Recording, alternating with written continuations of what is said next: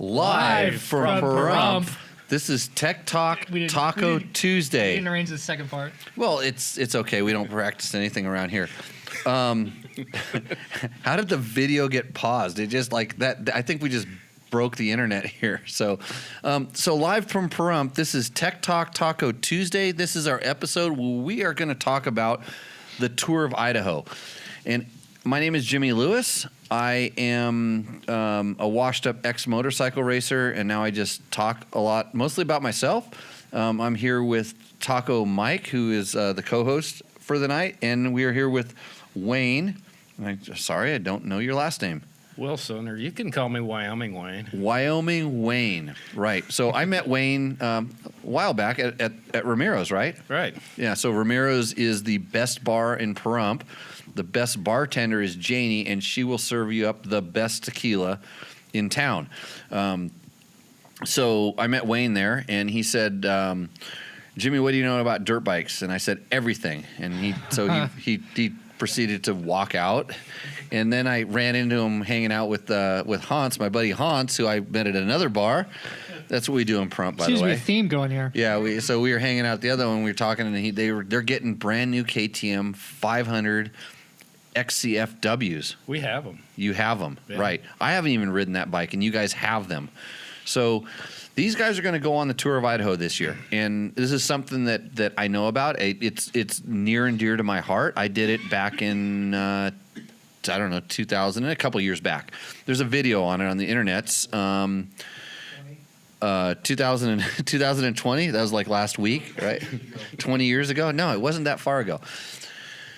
So if you're interested in Tour of Idaho, Google Tour of Idaho, because I'm not going to give you the full history, but a friend of mine, Martin Hackworth, kind of decided he wanted to ride his motorcycle from Utah to Canada through the state of Idaho on trails, off-road. And you got a cold one way down there on the bottom? Dig for it. Yeah, keep digging. I gotta dig deep. Yeah. Are you bringing them for all of us? Yeah, bring them for all of us. Oh boy. Yeah. So back to the Tour of Idaho. Martin wanted to ride from Utah to Canada through his home state, and as much single track trails as possible, linking it together with dirt roads, as little pavement as possible, and he built the Tour of Idaho, which is really it's an undertaking. It's awesome, and as it's grown, it's taken a collaboration of volunteers and guys that go out and make sure the trails are clear, because the guys that do this tour, it takes how many days is it supposed to take now? 10 days. I think it was 9 days when I did it, and now there's a rest day. Oh, there's a rest day. Yeah. I think it's a mandatory rest day. See, they're making it for old people now. I'm getting old, so he's thinking about me, and he's like, Jimmy needs. I was stupid when I did Tour of Idaho, and you can watch the video, and I'll tell you how bad it was. It was supposed to be like 9 days, and I said, no, I'm going to do it in 8, and I figured out how to combine. I figured out how to that was the dumbest thing I ever did, by the way. And Martin takes his Tour of Idaho very personally. It's like a group you have to get in. You can go on motorcyclejazz.com. I'm going to say that again, motorcyclejazz.com, and you can see everything you need to know about the Tour of Idaho there. There's lots of different forums and groups, and there's people that claim they do it because they get, they say, I got the track logs, and I'm going to ride my adventure bike, and there's T1, T2, T3. There's different routes, different things. Martin has challenge points. If you really want to know in detail what Martin has put out, you've got to go to his website and learn about all of his stuff. I knew, my Tour of Idaho started. Everybody asked, how did you do it? I knew Martin. He came down to my school. Met him there and through some other motorcycling stuff. And he kept telling me about it. And one day I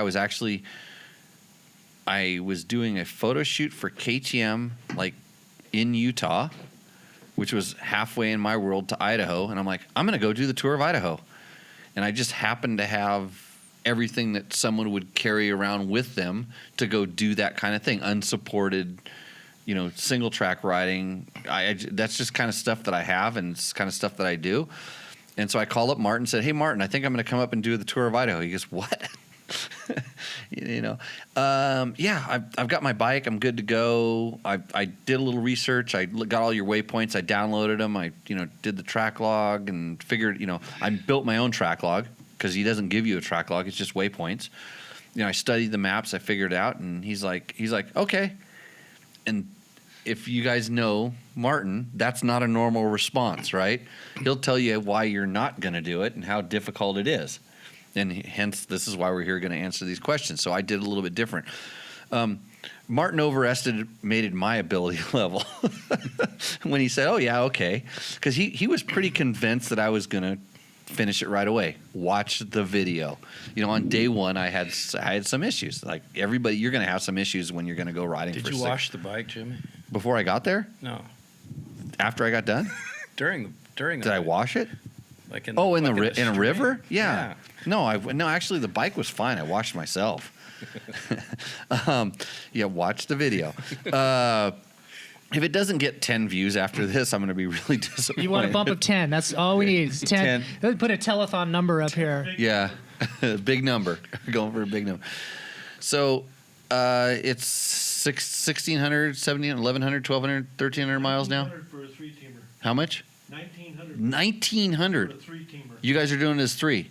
You three. Wayne, me, and Keith. Keith. Oh, Keith's not here. Yeah, Keith's not here. Keith's a Canadian. Oh, well, He's just going home then. He can't ride for like 4 more months. So, Canadians, they're all beady-eyed. They live underground and stuff, and it's hard to get here because they have to bore out of the ground through the ice and actually, cross the border. He's in Lake Havasu in the sun right now. Oh, he's in Lake Havasu. On holiday. A smart Canadian. Does Canada know they should get him extradited back? It's too nice. Okay, so there's different kind of requirements for these challenges and stuff, and I didn't pay much attention to the challenges stuff, and I just wanted. Martin puts together a really good route, and I looked at it, and after studying all the things, it's like he not only picked some of the best trails in the state, he also connected them with sections that I hadn't ridden on that I really wanted to explore and go. And there's places that you really need to have this kind of planning in order to figure out where your gas is at, where you're going to be able to get gas, where you're going to be able to stay. And so, frankly, my tour was super awesome. Watch the video, and now we're going to try to answer your guys' questions and see where this kind of takes us, because Martin has a Facebook group. He keeps it kind of private of guys that are really committed to go doing it. Are you guys on that Facebook group? You bet. You bet. Okay, good. Do they give you a funny name? Yes. What do they call you? Well, they call us Team Steel Horses. Teams to get closest. Steel Horses. Because you're a cowboy. Cowboys on your steel horses. You're from Wyoming, right? We ride steel horses. Right. Okay. And Hans drives a water truck and flies a plane. Those are steel horses, right? Yeah. What does your Canadian guy do? Oh, it's an aluminum horse. Aluminum horse. What does your Canadian guy do? He works for the Canadian gas company. Okay. Sends us oil and gas. Good. So I'm gonna drill down your questions, but AJ has a question. We answer 9 out of 10 questions that they present to us without referring to a reference manual. He has a 2012 WR Yamaha 450F, and he asks, I bought it with a Baja Design Street Legal kit. It's a rat's nest from the guy, and headlight cuts on and off. Already replaced the switch. What exactly runs the headlight? Magic. Magic? Money. Yeah. What do you think, Wayne? What runs the headlight? Is it the battery or is it the ignition? Because that's really what he's asking.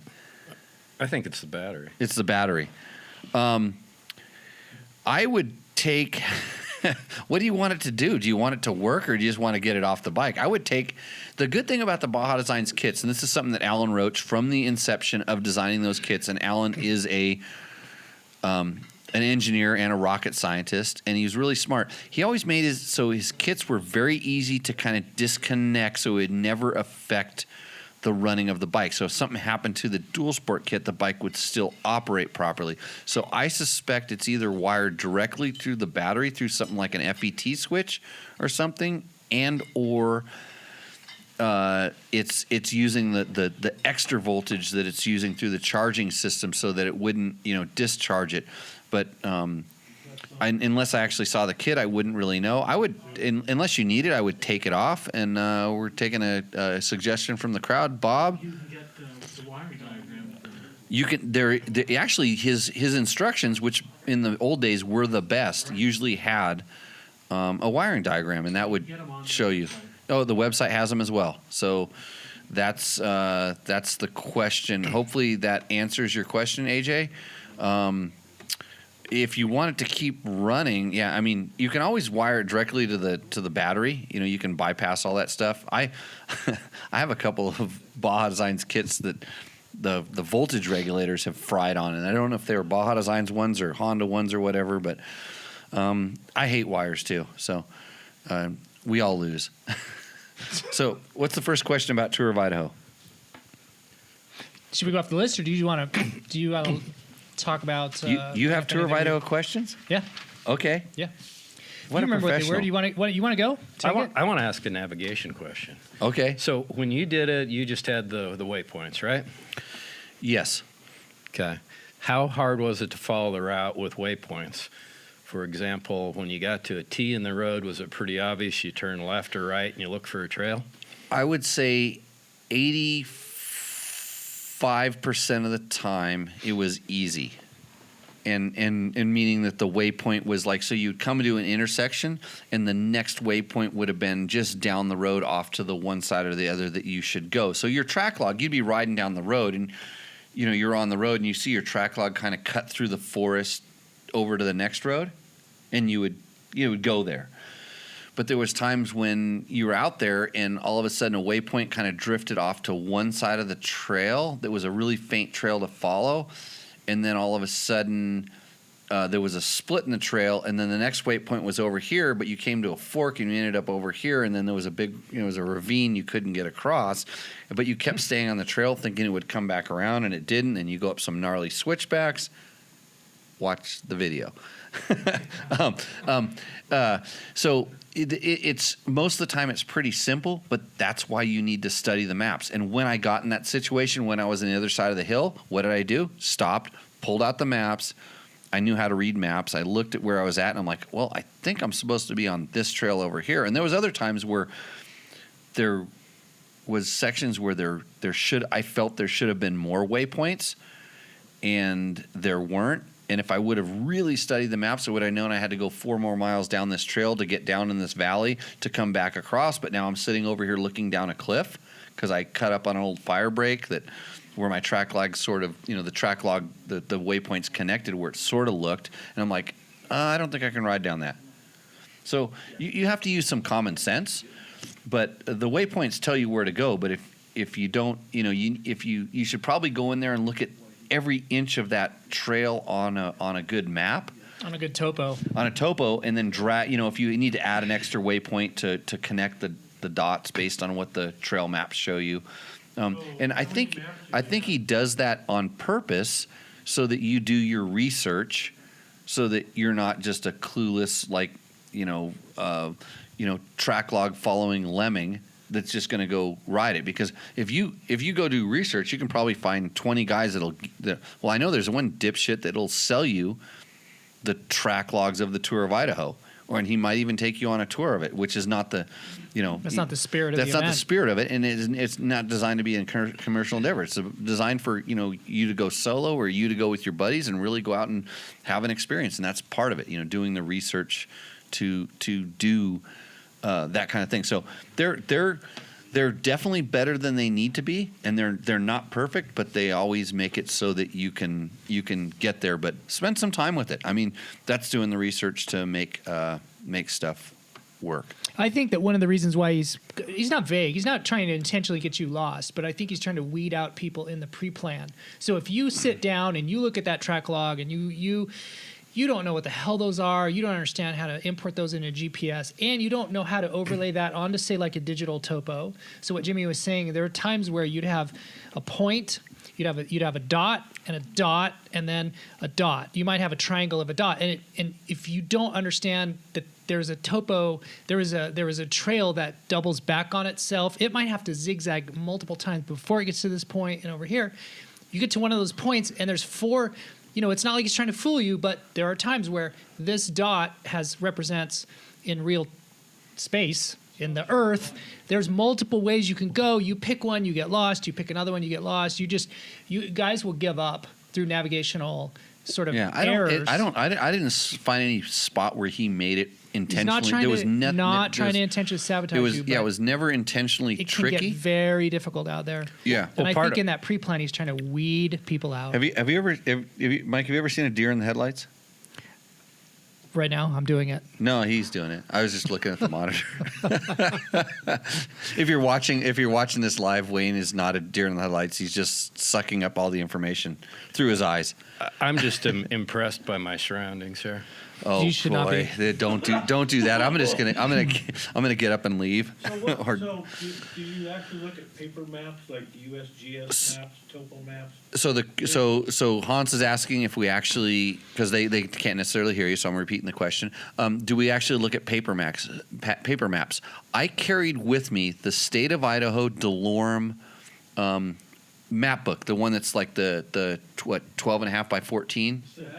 The Atlas map book, yeah. I carried that with me, and I think that was the only paper maps I carried. I carried it in a big plastic bag, and I rolled it up, and it was tight. I could roll it up tight and slide. Yeah, I carried that whole big thing with me, and that was a godsend. It was really good. Did you put a mark on that map? No, I didn't mark the map at all. I just knew how to. I knew how to use the lat longs if I needed to figure out where it was at, where I was at, and because it doesn't show all the trails that are out there. It's vague, but so there's DeLorme makes a map book, and then there's what's the other one? There's two. I have a stack of them over there if somebody wants to go. Rand McNally, yeah. So there's two different kinds. One of them, it depends on which state you're in. One of them is way better than the other. I carried the best one, and it had probably 80% of the maps or 80% of the trails were on it. That if I had to look for them, but there was times when we got confused. We just like I was talking about the one time we rode up these nasty ass switchbacks on a trail, a legal trail that was.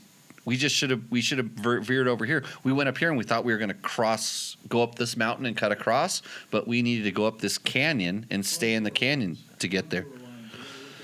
Yeah, but the track log was definitely up where the switchbacks went, but it was just because it was cutting around a mountain. We needed to go around the mountain, not up the mountain and over the top. So it's just pre-planning and Spain. How far apart are the waypoints generally? You haven't looked at them yet? Uh-oh. They vary. Yeah, no, it depends. Yeah, it depends on. Like 2 miles? No, sometimes they're 100 feet apart. So it's almost, he gives you enough waypoints where it's almost like a track log, but it's not a track log. It doesn't show you every variation. It's like you took your track log and you really, reduced the number of points. You truncated it.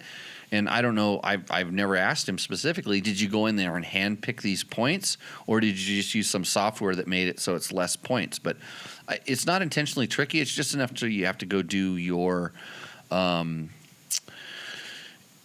do your research so that you're not going, like Mike said. So you're not going in there. It weeds out the the people that shouldn't be out there. So I think you should be out there. I think you're good. Okay. You have questions? You're up, Mike. What were some of the ones we were talking about in the earlier stage?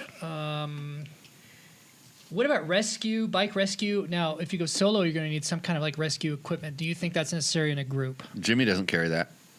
Ooh, the gauntlet, dude. No, that's just overconfidence and. Well, the rule is now to have a qualified ride, you have to have it. You have to carry it? You have to carry it. I think that's probably because they've had some people that...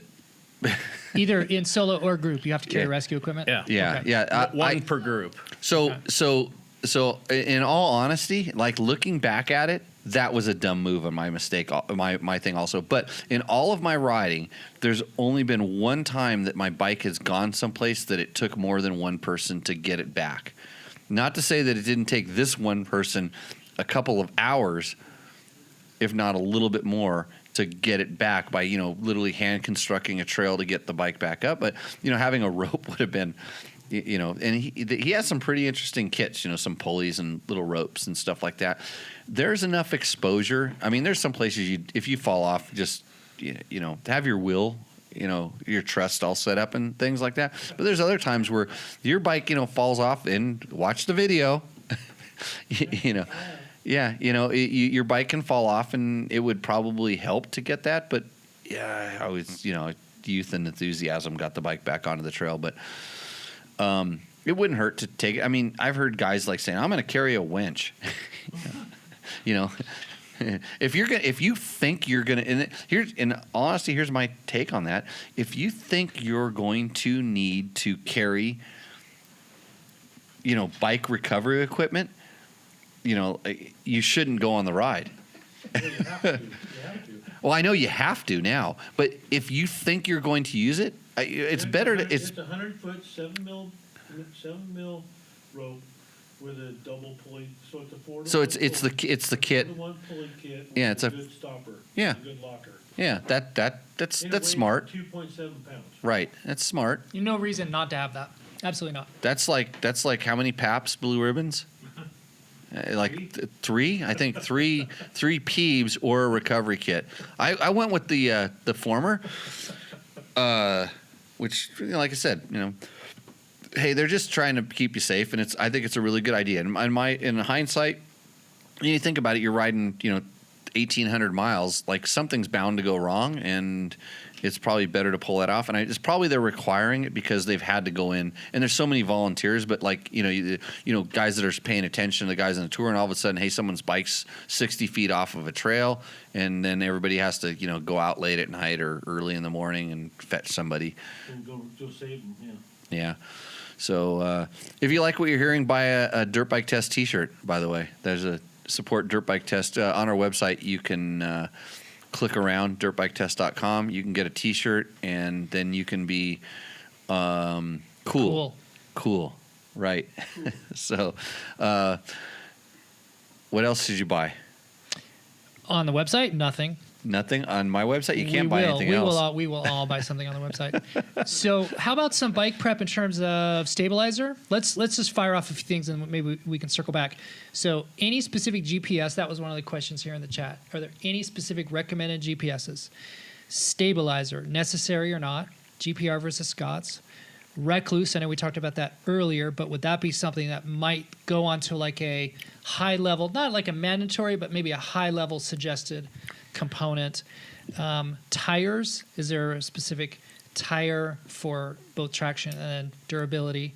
And then tubes versus mousse versus tubeless. I know that's a lot, but we can roll back. Yeah, and some of those. so we answered, you know, and it's funny because a lot of these questions are recurring questions that they get a lot of time on Tech Talk. So if you are curious about some of the stuff that we're not going to dive into deep, especially watch the show we just did, which is Tech Talk Taco Tuesday, number 44.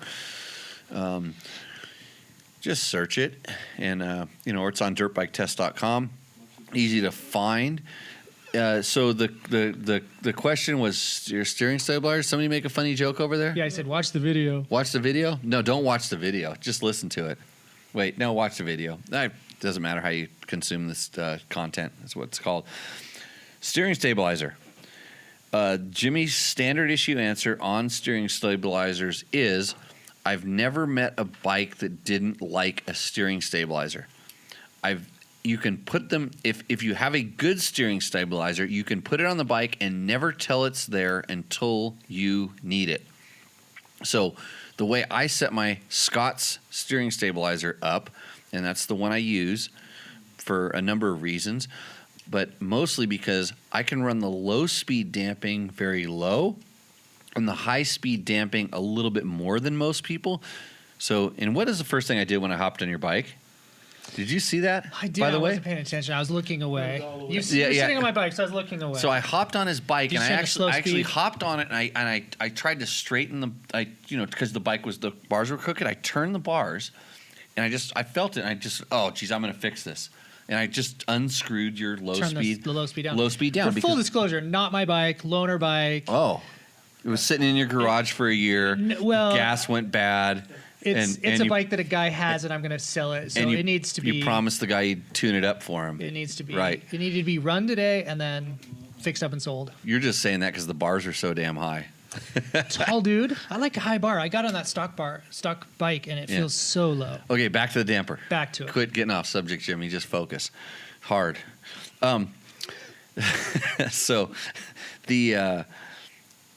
so I like not very much low speed damping. I like high speed to kick in sooner than most. So when I'm riding along and it hits a rock or a root or something like that, the damper kind of kicks in and helps me. But I don't want to be fighting it. Anytime I'm making like little corrections for the balance. The advantage to the Scots over most other ones is for me. And I always say for me because some people like a damper that feels like you over tighten your steering stem. Old school. That's old school. That was they had things on bikes where you could crank down the knob, but anyways, so if you want to feel resistance all the time, the GPR is great at that. That it does that well. It's even at level 1, it's too much damping for me. The GPR also, and I don't know specifically, I haven't tested one recently. I think it valves in all directions. It does. It dampens both ways. It does both ways. Still does. Which is really good for me on street bikes, not on dirt bikes. I want it free back to center. And that's what made the Scots damper the Scots damper. Free back to center in the damper world. So it's free back to center, and then the high and the Scots you can adjust the sweeps, which you can do a lot of them. The other one that's really good is the one that Elka makes. That's also the Pro Motobillet Fastway one. The difference between and that even has another adjustment. I don't even know what it does, like level 7 or 15 or 22.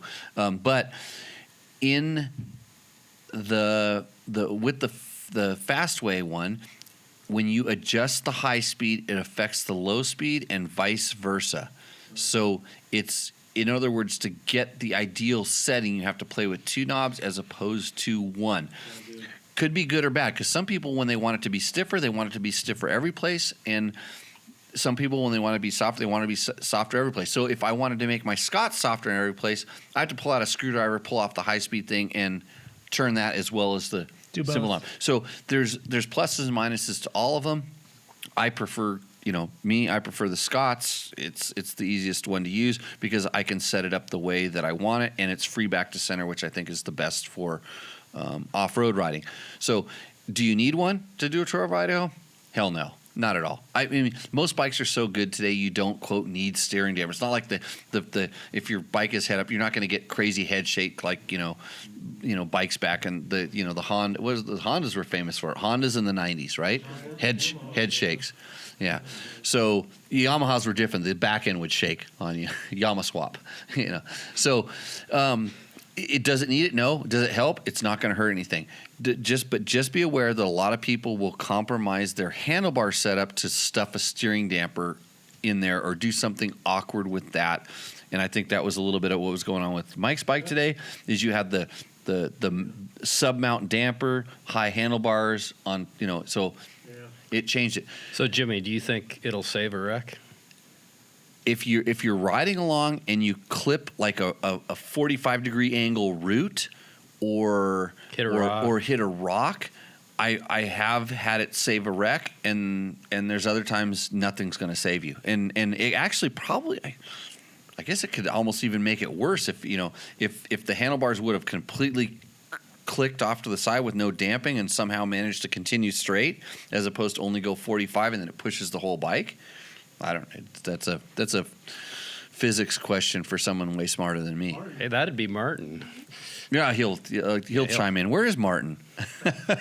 He should be watching this. He's probably got screaming kids, like beating on his guitars right now. And I think he's on vacation. He's on vacation. Good, yeah. Good for him. So I think. Yeah. So I would say my comment on the stabilizer is anything. Sorry, Martin. Write down Martin. I'm going to apologize to him at the end of the show. And a bottle of tequila. Yeah, free T-shirt. He actually bought some. He was nice enough to buy some dirt bike test T-shirts not too long ago. But a pocket for what? All the bullshit I talk? Touche. Okay. On both sides. Yeah.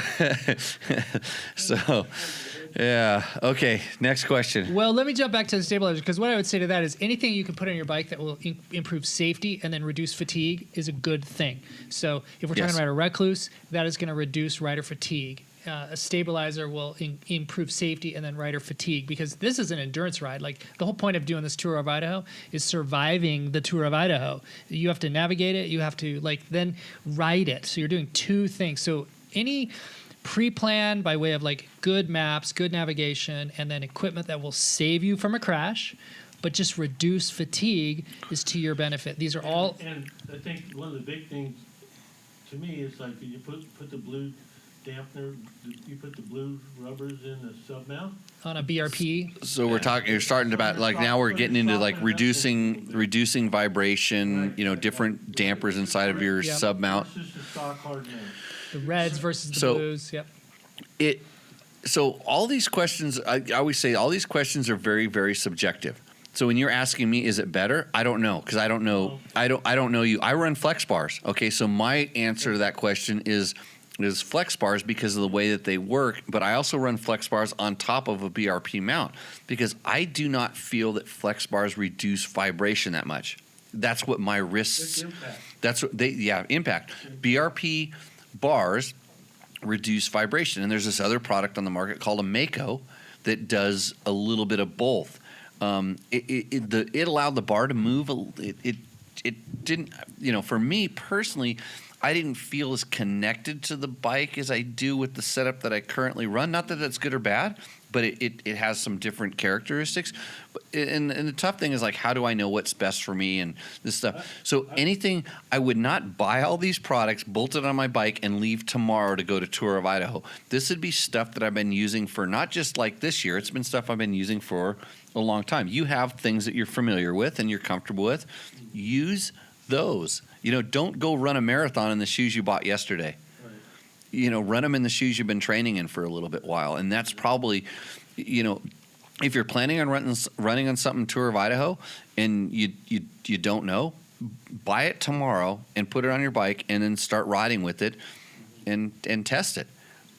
That's probably the best thing there. But do I think that going from, I know for me personally, if I had regular bars on the Tour of Idaho, just the stock KTM handlebars, which aren't bad, I enjoy the bend's good, everything's good, and all that stuff, versus the flex bars that I ran, that's the difference. And I always say this: if I'm testing a bike aggressively, if I test a bike aggressively and it's a stock motorcycle, I can't ride tomorrow without my wrists hurting. So that's good. You bring up a good point. So on a scale of 1 to 10, 80%. So what's a T1 is 80%, isn't it? 80%. Pace. The pace of. No, like 80%. It's not a race pace. No. Oh boy, that's a really touchy subject, because, okay, what pace is it in Jimmy speed, versus what pace is it in Haunt speed, versus what pace is it in Wayne speed? It's. I think he sets it up to where I would say a good intermediate rider that's in good shape can ride at a safe pace and finish the day. If they start early, they're going to end at, you start at 6, you're going to end at 5. You're going to do these. What do you think that number is? What you mean? Percentage-wise. Pace, like compared to like a race pace? Well, like, so when you're with your buddies and you're like getting it on. No, you're never getting it on. You're never getting it on in the Tour of Idaho. With your buddies. Yeah.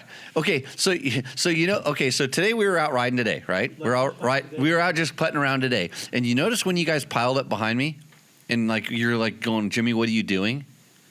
That was Tour of Idaho pace.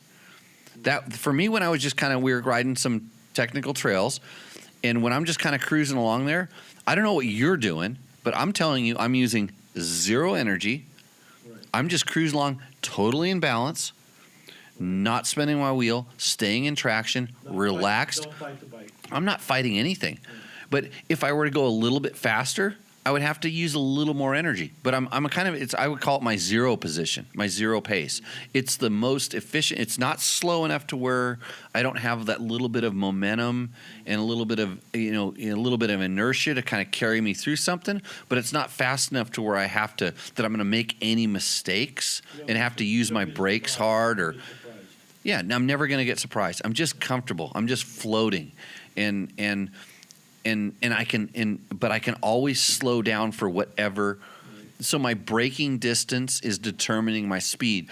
I'm going a speed that's super comfortable, and I can slow down for whatever jumps out in front of me, appears, and what it is. So I don't know that there's a number to put a pace on it, but it's how do you feel comfortable at that level? And for a lot of people, I think you have to train yourself to find where that's at. Because, if you're coming from a racing background, trail riding feels really slow and boring and monotonous, but maybe that's where you kind of need to be. And I learned this from riding so much by myself, where nobody's. If I fall over and get hurt, you know what this thing on my wrist is for? It's where to return the body. I carry a beacon and stuff, and we can get into that too. That might be a question as well. What kind of or beacon you're carrying, but just figure out where that comfortable. You got to be able to ride all day long. At the end of the day, you probably shouldn't feel too tired. Unless you're planning on training for a race like a 6 days in ISDE or something, which is kind of what you're going to do. That type of thing, but you don't have to race. You just have to get through it each day. Yeah. So it's like energy conservation. I don't think you want to conserve it. I just don't think you want to use it. Use any excess, because there will be points where you're going to be pushed. There's going to be stuff where it's technical and you're going to have to use some energy, but you don't want to use energy on regular stuff just when you need to, and then make sure you're good to go. Okay. What else? If you did it again, would you run mousse or tubes? Tires. I'd make sure I had some of these brownies. These are good. Thank you. Nancy brought us some brownies. You're from Idaho, yeah? Yeah. So Tour of Idaho brownies we're having. Good. Yeah, you could ride the whole Tour of Idaho tomorrow. Shameless plug. So, shameless plug. JimmyLewisRidingSchool.com. Is that the real URL? JimmyLewisOffroad.com. Bingo. That's the one. The best modification you can do for your bike. Better rider on top of it. That's what I always say. I've heard that. So tires, mousses, tubes. So I ran it. When I did it, I used Kenda Parker DTs, front and rear, and I ran the Kenda, not the super heavy tube, but their heavy duty tube. So it's like they have 3 different tubes. I ran their medium sized tube, which is a heavy duty tube. I had no flats, no issue with tires. My tires were smoked at the end. Better than today. I ran, that was a Kenda Parker at the back of that thing too. And what was I looking for? I was looking for the nail. I'm like, how did this thing get flat? I ran 12 to 13. 12 to 13. I probably started with 13, and I did, and frankly, I didn't really check it the whole damn time. Everything was working perfect. I just didn't even touch them.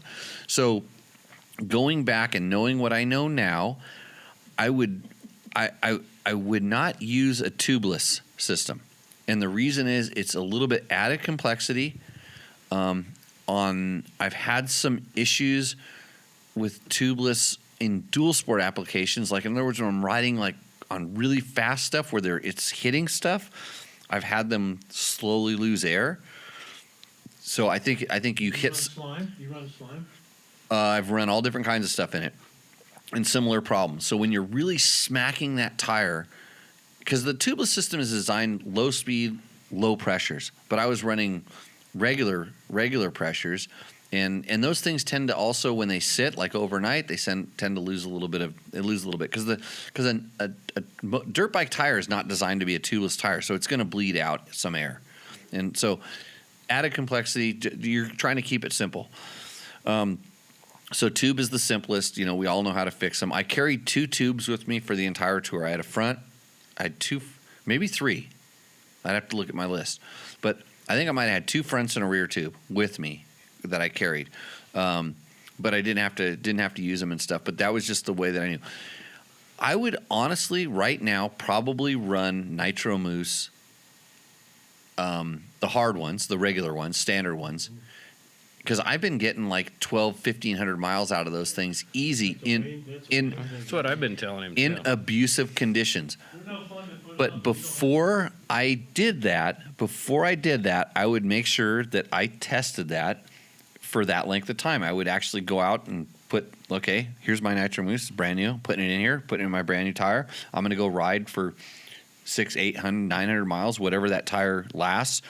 You know, pull the, you know, because you don't want to ride in a bald tire unless you really want to push it. Put another tire and start keeping track of the mileage that you're getting out of it, because I got 2,000 out of my last one. Doesn't surprise me. We got, and when we test these stuffs, we test them in abusive conditions. We do stupid stuff with them, like run them at high speeds on dry lake beds for extended periods of time. And I got 1,500 miles easy. Well, I rode with hands and hairballs, so you know it was crazy. Yeah. So I would say I would definitely do a real specific test in that kind of similar conditions, but I would run that because then you don't even have to think about it. So you don't have to wonder if you picked up a nail like today or what happened. I didn't hit anything. I mean, like, No, I go around every rock and never hit anything. But yeah, that was every cactus. That would, because all we have is pricks out here. I think that when you're, you know, and as far as tires go, it's what you're comfortable with, what you're familiar with. I would definitely use a longer lasting tire.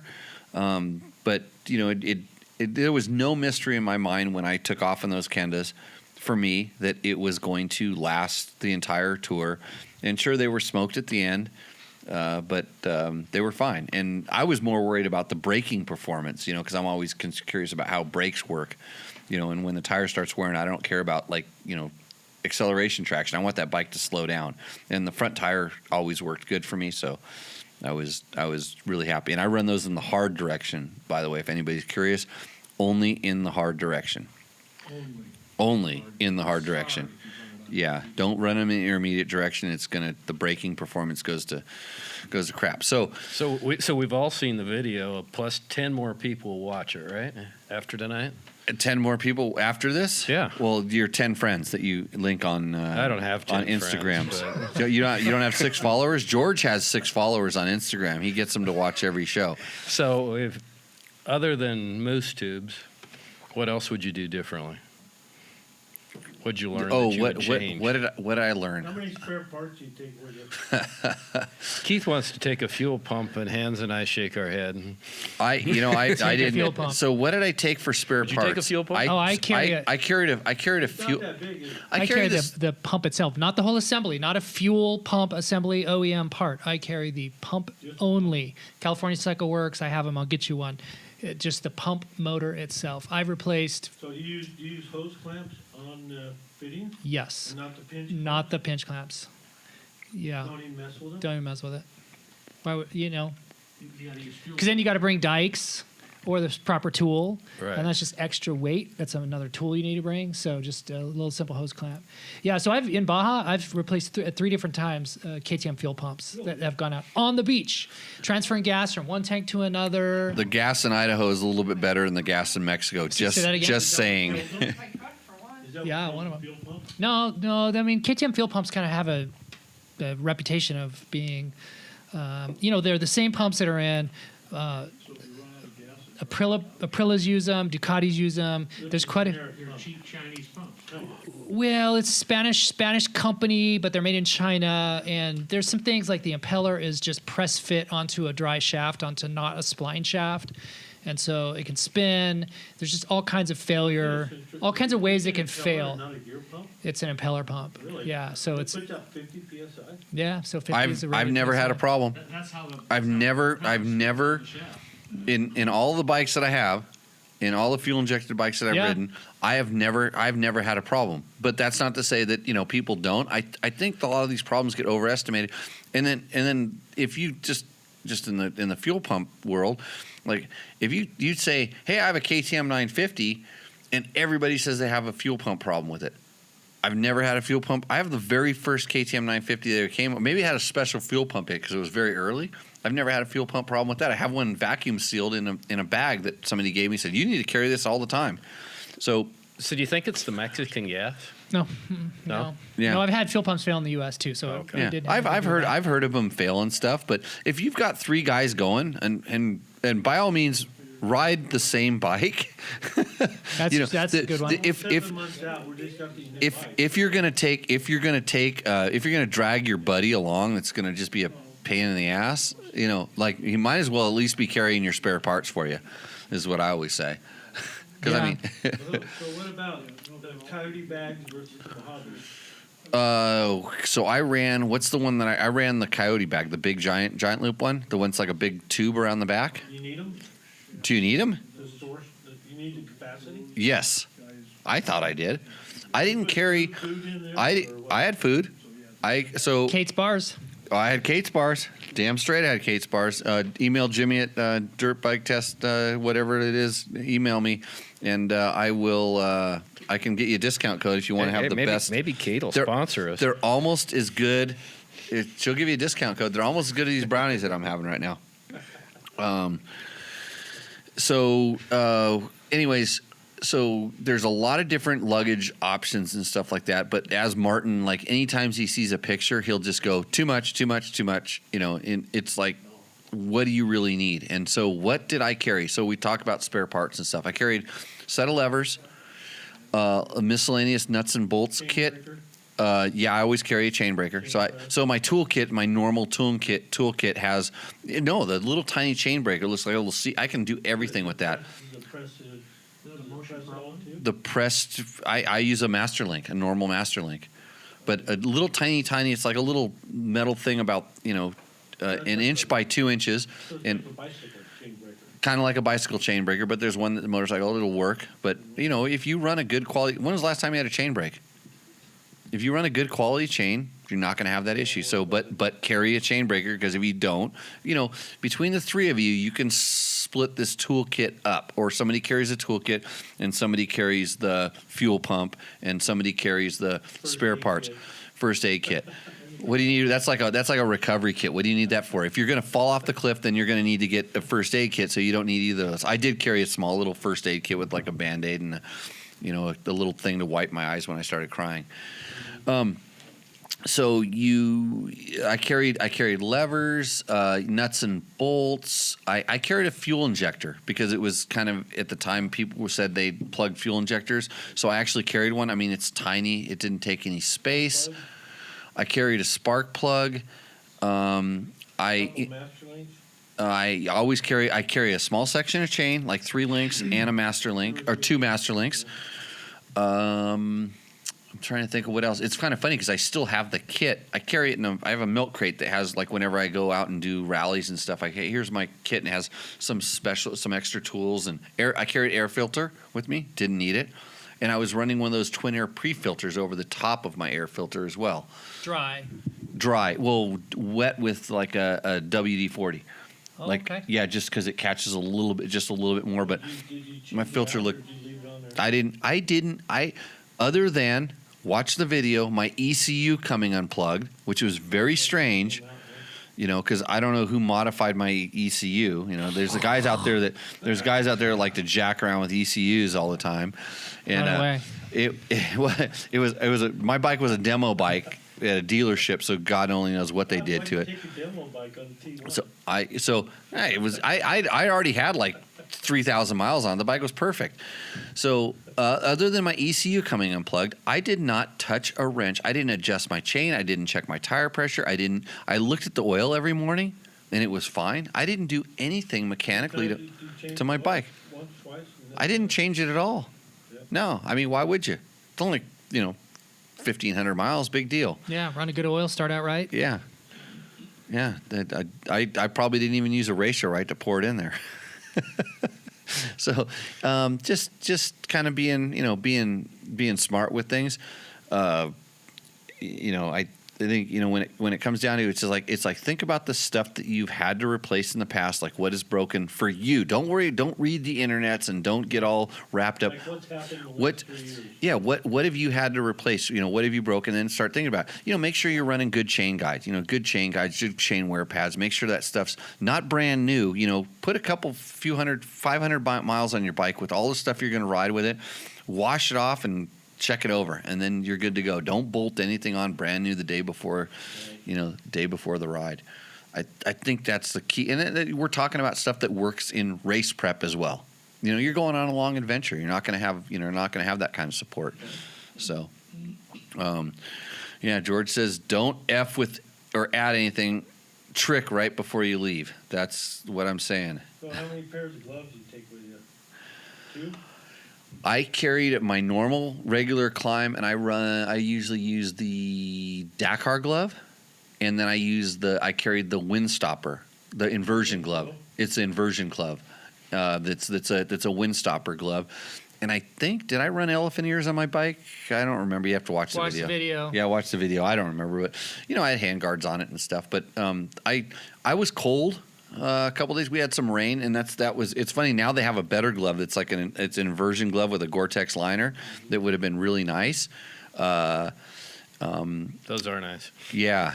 So actually, you know what? I think I had these at the time. I had these things from Chirby's that are like sleeve stack. The sleeve stack. They're shaped like with your fingers split and stuff, like three fingers. Nanu kind of glove thing. Yeah. It was like a mitten that I put over the top, and I carried because I had some that were Aero Stitch and some that were Chirby's, and I brought mine because they roll up into a ball about like a nice sized cigar. You could So I had those with me, and I did wear them in the rain because I had pretty good rain one day. So how many like good windbreakers and how many? So layering how many in the layers is gear layers? 3 in the layers of gear both you need three. You need 3 layers. So normally, like when we ride around here, normally you're one layer. You're just your pants, your jersey and stuff like that. But then I had a really good technical layer, like an underlayer. Like Climb makes the aggressor layer, I think they call it. They make an aggressor 1, or I think it's called aggressor, but it's like 1 and then 3, and it's based on millimeters, 1 millimeter, 3 millimeter. I ran the 1 millimeter stuff. And if you haven't run base layers before, a good quality base layer makes all the difference in the world. Absolutely. And huge. So I had that layer, and I had my pants. Yeah, I'll run the whole gauntlet of gear. So I had my regular pants, and I also had like an outer shell, like a Gore-Tex outer shell that also packs into nothing. So I wore it some mornings when it was super cold. I wear it for the first 50, 60 miles, then take it off and zip it up and stuff it back in the bag. So I had that, and so the same thing with my I had my base layer, and it was the same thing. It was this 1 millimeter kind of this base layer. At that point I had my jersey. I had they make a medium thickness, kind of like a zip up thing. That was my jacket for when I went to dinner and stuff like that, what I was wearing around. And then I had my jacket that I was wearing over the top of it. And on top of that, I carried another, like a Gore-Tex outer shell. So I could go 4 layers on top if I needed to. Then you could go full on waterproof. Yeah, and then I was full on waterproof to begin with. And I think I wore, Like backcountry skiing and and I don't think I wore Dakar pants. I think it was Latitude at the time. I don't remember the names of the stuff, but it was a Gore-Tex set that I wore. But I had the outer shells just as an extra layer of protection. Like one night when it rained on me when I was sleeping, I was really happy that I was able to sleep in my gear that was waterproof. And I had my sleeping bag was, because it's in the summer, so my sleeping bag was essentially just a bivy sack. Now, now we don't take sleeping bags. You don't spend the night outside. You were special. You got to do stuff we can't. Well, because I was stupid, and I decided to camp where there was no place to camp. I just camped. I camped in a RV park, but I just slung up so my bed was a hammock, and I had this really small. I could pack it's like one of those 30-40 degree sleeping bags. It's about this big, and a bivy sack that was waterproof. And together they were about like this big. It's just camping stuff. And I slid inside of that thing, and I was happy. But so I think I spent 3 nights in the sleeping bag. I don't remember. You have to watch the video. So would you use body armor or like a chest protector? Like today, I wear the Climb Tactical. The vest. The padded with the high tech. Oh, that's the one. It's an underlayer. Yeah, underlayer. Would the Arsenal vest? Would I wear that? I'm not. No, I didn't. I don't usually like I said when I'm riding. I don't. Accidents happen. But I don't expect to crash. I'm not riding in a way. The way that I'm riding, I'm never, ever, ever going to crash. And if I thought I was going to crash, I wouldn't have done the Tour of Idaho. That kind of sounds strange to people. But like when I went to race Dakar, I was never, ever going to crash. I was going to ride a perfect. That's just the mindset that you have going into it.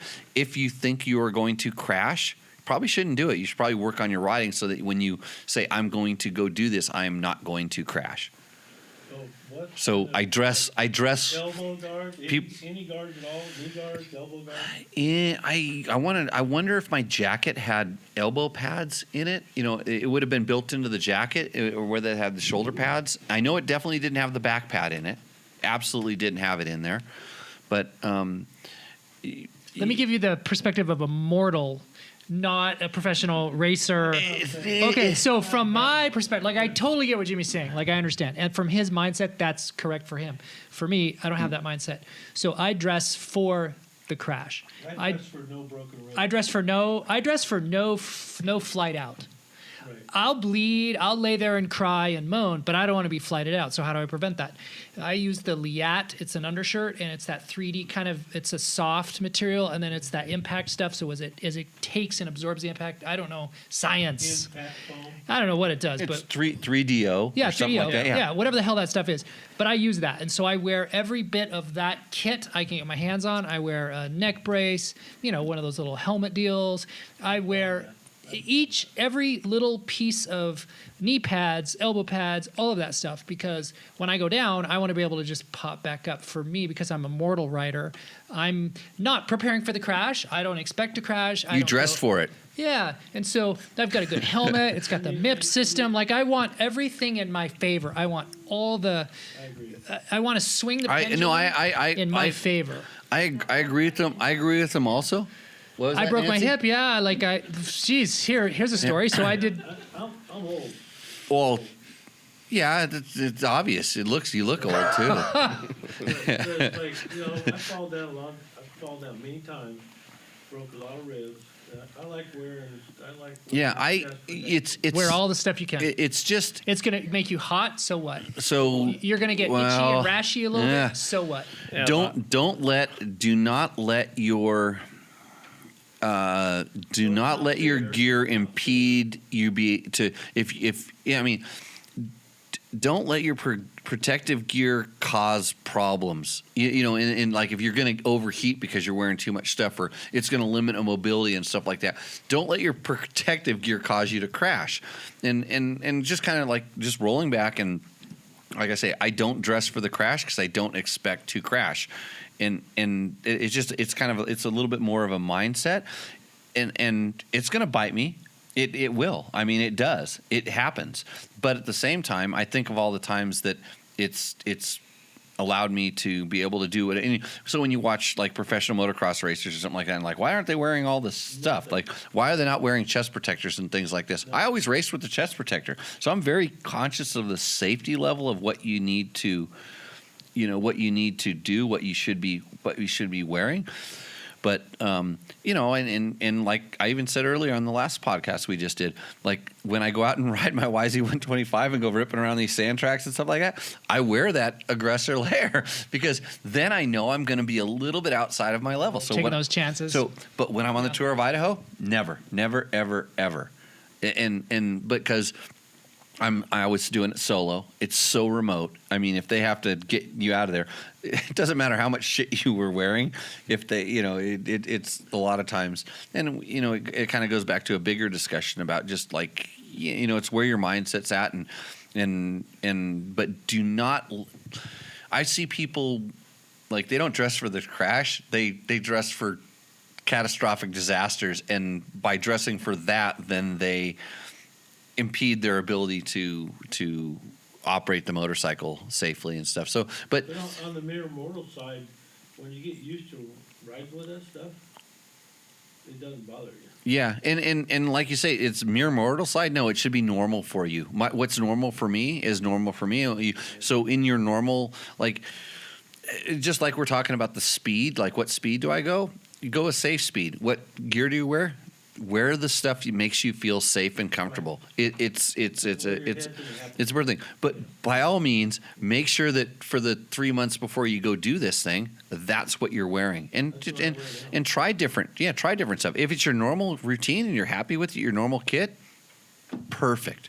If it's you got this new fancy dancy, it's like I'm gonna wear the this or the that, like, and you wonder why you've just burnt holes in your legs from some new rub spot or something like that, or your neck doesn't move. You can't look because you got some new stormtrooper suit. What do you think about Garnet boots versus Alpine Stars? So Alpine Stars are like basically a plastic foot box. So we're talking about boots and stuff like that. So Garnets have like the old school and full sole. Okay, so different boots and stuff. With an old school full sole with a steel toe plate versus the plastic box boots.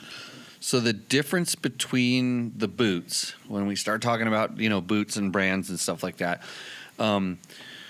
there's definitely some that are more protective than others. And again, it's down to personal things. And just like helmets and different things, number one is fit. It has to fit. You have to be comfortable with it. And I mean, I don't think that spending. I know some boots that cost $150 that are probably the most protective boots that I've ever put on my feet. I would drop bricks on top of my foot with these boots. I can't move my feet inside of them. Does that mean they're good? I don't know. It depends on what you're trying to do.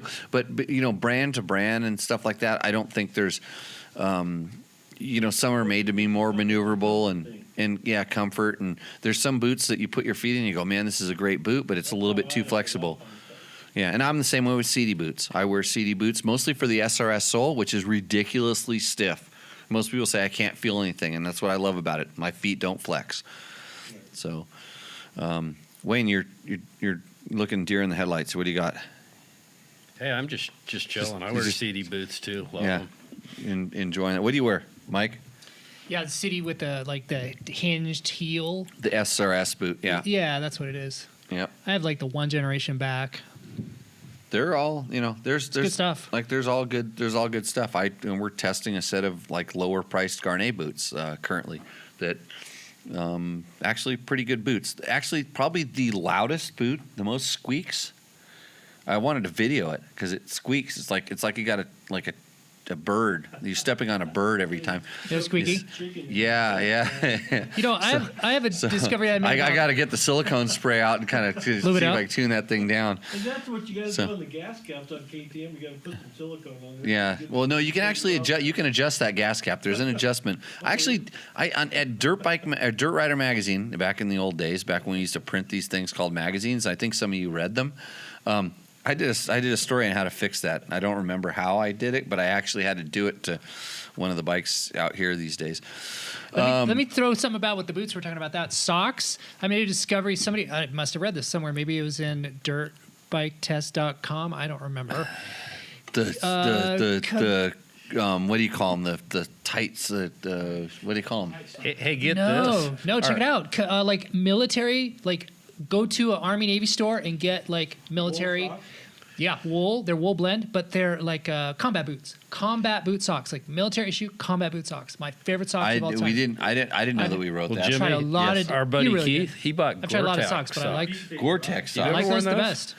I Straight up Army I've worn yeah. wool blend combat boot Says socks. somebody who's been in the Army. Wool blend is good for feet. Yeah, Wool no, blend. And they go so up really high. They cut Gore- like almost knee. Gore-Tex socks, my feet, like literally, I don't want to talk about it, but it's really bad. Not a good thing to put my feet, because the Gore-Tex doesn't work that good. It's okay. Yeah. Not that good. Actually, my boots are some of the most, like, it's a special environment that needs to be examined by this. Medical Yeah, science. If you're standing in a river, they're great. Well, it's the same as whether I'm standing on my foot pegs. There's like a small river going on there. So did you have any trouble keeping your feet dry? I did. I wore really good socks, and that's another thing you're gonna want to do. And I think the socks that we did the test on dirt bike test were Moto Skivvies. Make some really good technical. I mean, I didn't have them in the Tour of Idaho. I think I was wearing like a climb sock, and they make a good wool blend, sock that you're talking about. But these Moto Skivvies, the compression socks, I would wear those now because. And there was another sock. I don't know if it was CD made them or somebody made another sock that actually did, like they call them wicking channels, and I'm like, oh yeah, bullshit. There's no way that anything is gonna get this moisture out of my boot. These socks actually did. Copper fit? Hey, you know what's Copper impressive? fit? I don't remember. You know what's Is that for impressive? old people? Yeah. We what's have it? not talked about riding 1190 on the Tour of Idaho. Oh. But we're talking about socks. That's cool. 1190. No, never mind. Yeah, adventure No, bikes on forget the that. Tour of Idaho No. that's kind of like my specialty. This year I'm going to do all the challenge sections on my KTM 790 or 690. I don't know. That's there should be a special forum for those people. We've seen the 690 in St. George. The 690. Is that 690? 790. What he was gonna do the Tour of Idaho? No, it's a nice looking bike. Oh, the new one. Where it was like a prototype one or something. No, we were Something just we're looking supposed at a 790 Oh, adventure. to do the Tour of Idaho on. Oh, good luck. No, we were thinking it was really heavy. So what do you think about people riding on a 250 four-stroke? Two-stroke. Two-stroke. Two-stroke. Just because Four-stroke. Four. Like a 250 EXC. you're just gonna go slower on the. You're gonna go slower on the roads and stuff like that, or just cruise. Just gonna be a little bit. 250 is a little much. A 350 wouldn't be a bad choice. I did it on a 500, and I wouldn't have had any problem doing it on a 350. So what about gearing? Where's your gearing? Stock. Well, I take that back because back then stock was it was before you. Right now that your bikes, the way your bikes came, are fine stock. It's 1448. Yeah, it's fine. That's fine. 1448, maybe throw a 1450 on there, and then you won't have any issues at all. Just do a 50 on there and move the axle Yeah. up. So that's a good thing about the KTM is that you just flip the axle around and it's all good. But they're on the off-road bikes. So the street bikes, the EXC, that's like a 1545. That's really geared high for the street. So on the EXC, No, in 17 they went to 14. They had 14. crazy gearing a few years back that could just meet the thing. And Yeah, the 17 was like really high. 15. Mine was stock was 1448. Okay, so they've come down on that. Yeah. Okay, good to know.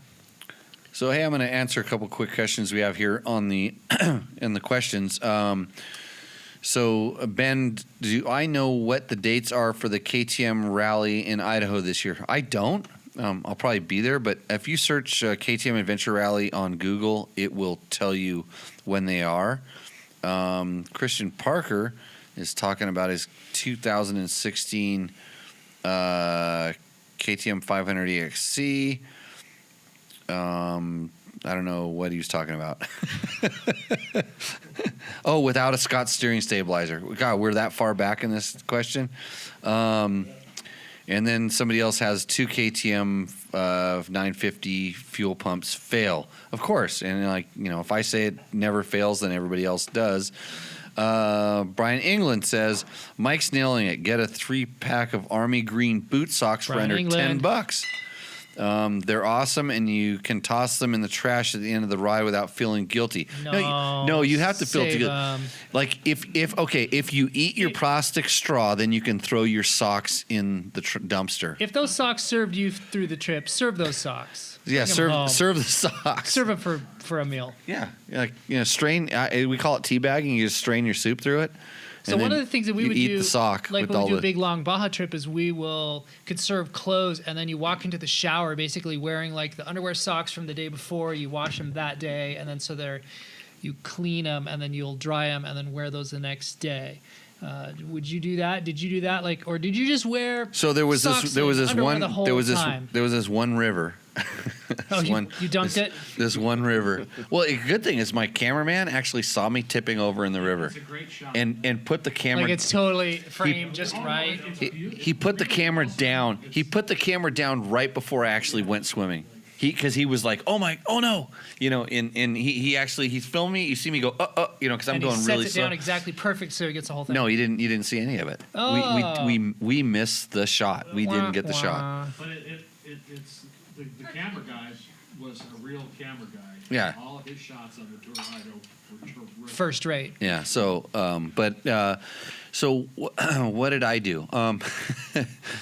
You watch the video, and you get to see when I pull my socks off at one of the places where it's like really bad. And the water, you just wring it No, out. my feet just don't do very well. I actually had to go see doctors in Dakar when I was racing Dakar because they were worried about my feet. Yeah. It looked like elephantitis. My feet just did some really just because, especially I was riding a BMW that had the cylinders right in front of my boots, and I was wearing vented Alpine Star Tech 8s at the time, and it didn't matter. There's a lot of heat generated in there, but I think when it kind of comes down to when we start talking about the Tour of Idaho, it's like know your equipment. It's just another trail ride you're going to go on, except you're going to do, in your case, 10 of them in a row, probably. Instead of doing like a 3/4 day ride, you're going to be doing full rides. And so be familiar with it. Just, and if you don't stress out about it and you don't push it, I rode with you guys today. You guys will do just fine. Don't get wrapped up into trying to go too fast. If one guy's slower than the other guy, you're slower than the other guy. You don't ride faster to try to keep up. You're just going to be waiting.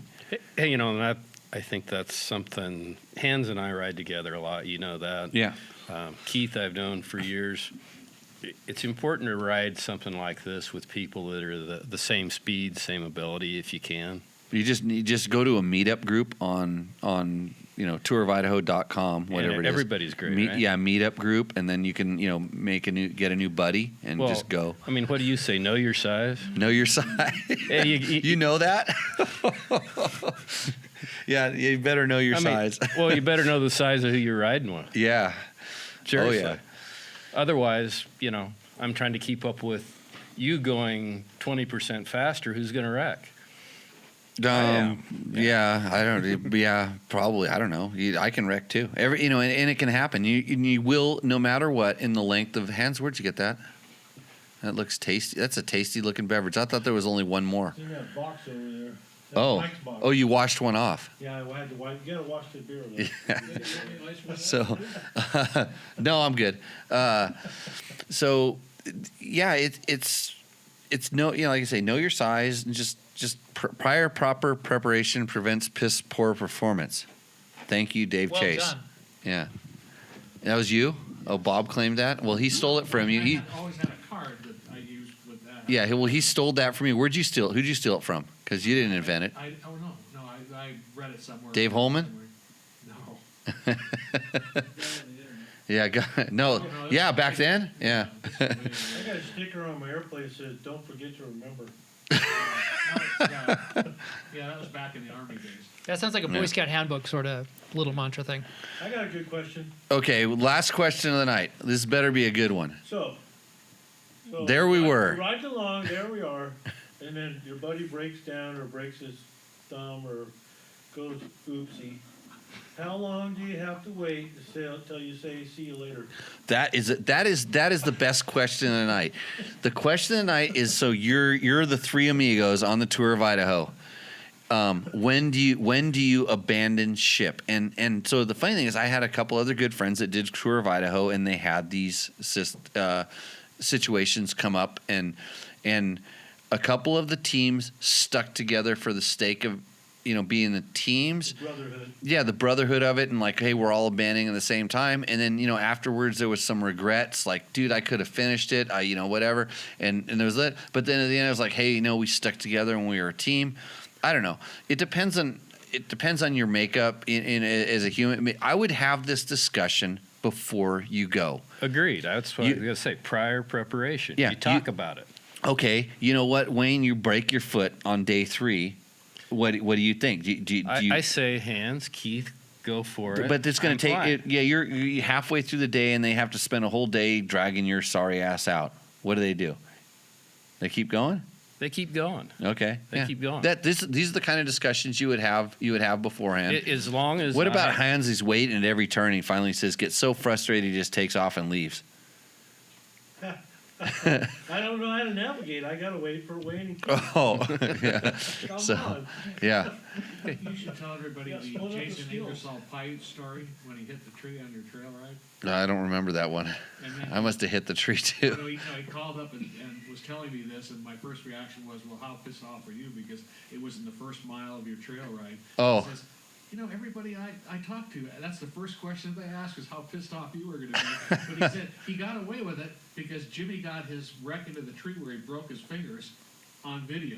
Oh yeah. All Oh, forgiven. yeah. I remember. Yeah, I did. I was carrying an original helmet cam of the time. He like it's when my fingers. Yeah, it happens. Bad things. So that's why I did it solo, because I'm really that kind of it's like if I'm going to invest that much time and effort to go and do something, I guess it's because I'm kind of an ass. It's like I want to get it done. Not to say that if I decided to do it with my buddies that I would stick it out and hang out with them and stuff, but I just didn't. I didn't really plan my Tour of Idaho that much. I'd been planning for 5 years, 10 years before that in all the stuff that I'd been doing. So, tackling it wasn't something that I said, hey, this is going to be, it was just another thing. It was kind of another thing I did. And as we've talked about in this episode, there's a lot of stuff that could have gone wrong. I mean, I didn't, if my bike would have fallen a little bit farther off the cliff, I might have needed a recovery kit. I didn't have a first aid kit, not that I could even administer it to myself. I mean, but I do that every day.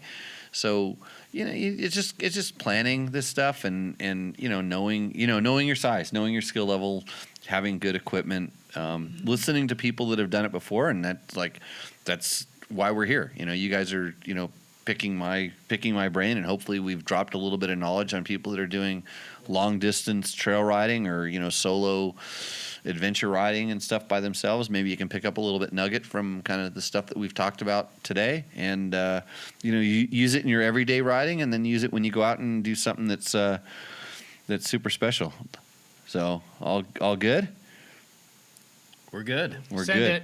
Send it. Send it. Send it. Hey, Taco Mike, I'm stoked that you're here. What brings you here, by the way? Out to Pahrump? Yeah, besides going riding in our horrible thing, what's your website? What's my we can thing? find you? What's your thing? So you can find us at tacomoto.co. Tacomoto.co. We sell motorcycle parts. We do bike builds. So one of the things that I do, it's totally in line with this, is I build bikes for guys who do big overland adventures. So these are like half-liter bikes. So these are basically EXC and FE bikes. And these are guys who are going to, I've got some bikes that are going to go around the world. And then just guys who want to do Shouldn't they use adventure an adventure touring. bike? You can call any bike an adventure bike. A DRZ is an adventure bike, right? If you kit it up right. These guys obviously listen to my podcast because I say they say, hey, I want to do this, and I don't care what they say, and I say, what's the best bike? What do I say? Whatever you have. Oh, Kit it up right. KTM 500. Well, KTM 500 is really the ideal adventure bike. I think so. Best bike you've had's the best you know. Well, and you guys, what did you guys just buy? What did you buy for the Tour of Idaho? Just to back up my claim? And you didn't ask me, but what'd you buy? KTM 500. Oh. Actually, I'm probably going to run the Husky I rode today because I can put the big tank on it. The stock one that I have? He don't want to get his new one dirty. Oh, okay. You can do it on one of those. What are they? No, it's a Husqvarna. It's a white 501. KTM. No, they're Husqvarnas. Yeah, It's they an make 'em. albino KTM. It's a They white make 'em now. KTM. It's a 16. But it's pretty new. Yeah, it's probably just fine. But Mike, thanks for coming in and sharing Well, your advice. Hey, and by the way, if you need to tune up your bike, see Mike's white sheet on how to modify your KTM adventure bike and stuff. Good information, practical information, and it kind of breaks it down in a way that I couldn't because I'm biased and screwed up and I'm bald and I'm on the internet. So Wayne, Mike's helping us out a bunch with Tour of Idaho prep. I've been trying to tell you not to buy anything that he sells. No, just kidding. One No, he's one at a got, time. he's got a lot of good stuff. No, I'm just. He's got a lot of good stuff, and he's been a lot of help. So No, I want you guys to get what you need, and he has so much to offer.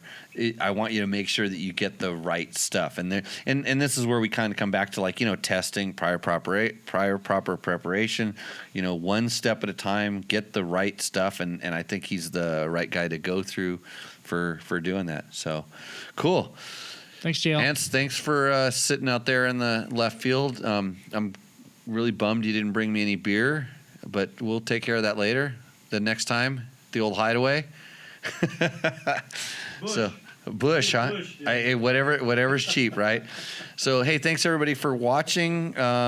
You can find us on the YouTubes and at dirtbiketest.com. Every once in a while on Facebook, and soon this will be a podcast. And that'll be really awesome because how bad is it to have to look at me for an hour now? So thanks to everybody.